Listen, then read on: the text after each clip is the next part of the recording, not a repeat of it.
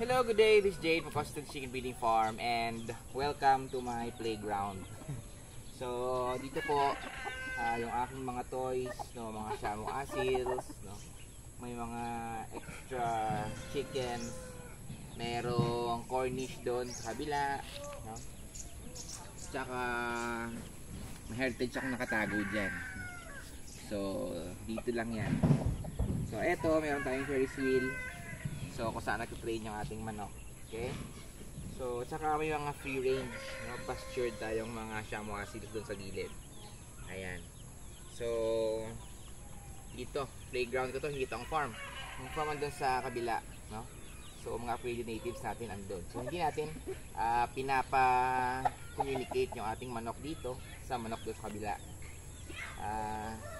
For biosecurity purposes.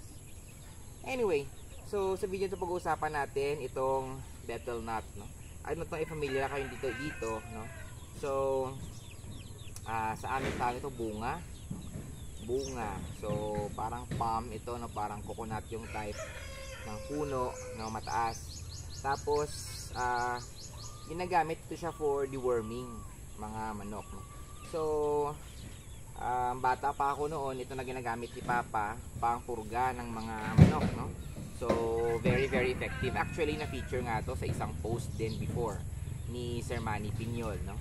And nakita ko sa kanyang post doon, ang kanyang ginagawa is parang 1/4 yata ginagamit nila, no? So, 1/4 nito binibigay sa isang manok. Pero kami, ever since, no? 1/2 yung binibigay namin, no? Parang wala naman ako nakakita ng tawag ito, parang side effect talaga, no? Siguro magastos lang siya kasi 1/2. And if it works sa 1/4, probably okay din yung 1/4. Pero most of the time 1/2 talaga binibigay ko. Nasanay na.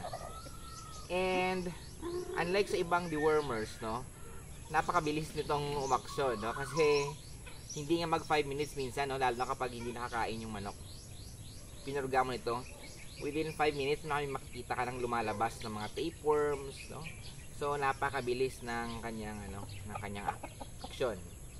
So hindi lang ako sure though kung yung ibang klase ng worms na napupurga niya din, no? Pero yung tapeworm nakikita ko talaga yun before, no? Kasi parang lumalabas sa puwet ng manok, no? Tsaka minsan pinagdalaruan pa, no? Tinitwist, tsaka tsaka kinukuha sa puwet ng manok, no? Gamit ang stick, syempre, no? Hindi ko pwedeng hawakan yun. So parang gano'n, no? Ang problem lang nito, parang stressful to siya masyado para sa mga manok, no? Yung iba hindi ina-advise ito na ibigay sa mga layers, no?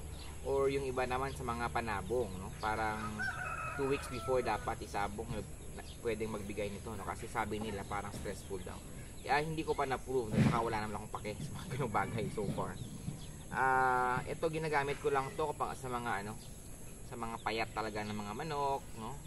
Yung mga parang hindi na gumagana yung yung mga commercial na dewormers, no? So eto, no, so betel nut or bunga sa amin, hindi ko alam ang tawag ito sa ibang lingwahe. So you can look for this if you're interested sa inyong mga lugar, no, yung mga binibentang ganito, or pwede kayong magtanim na kasi napakadaling tanim nito. So, yun lang po, no? So, this is Jade again from Custom Chicken Breeding Farm and good day.